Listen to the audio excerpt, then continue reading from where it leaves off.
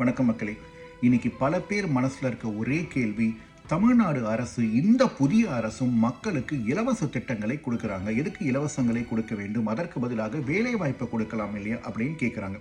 சரியான கேள்வி, நான் அதை ஒத்துக்கிறேன். ஆனால் அதுக்கு முன்னாடி கொஞ்சம் நம்ம சரித்திரத்தை புரட்டி பார்ப்போம். இதுவரைக்கும் தமிழ்நாட்டில் ஆட்சி செஞ்ச அனைத்து கட்சிகளும் அனைத்து தலைவர்களும் மக்களுக்கு இலவச திட்டங்களை கொடுத்துருக்காங்க, இலவசங்களை கொடுத்துட்டு இருக்காங்க. தமிழ்நாட்டில் பல குடும்பங்கள் தங்களுடைய பொருளாதார நிலைமையினால் இந்த இலவசங்களை நம்பி தான் தினம் அவங்க குடும்பத்தை நடத்திட்டு இருக்காங்க.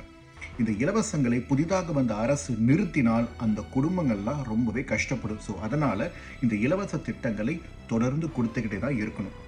அதே சமயத்தில் இந்த அரசு பல திட்டங்களை உருவாக்கி தமிழ்நாட்டுக்கு வருமானத்தை பெருக்குவது மட்டும் இல்லாமல் புதிய வேலை வாய்ப்புகளும் கொண்டு வரணும்.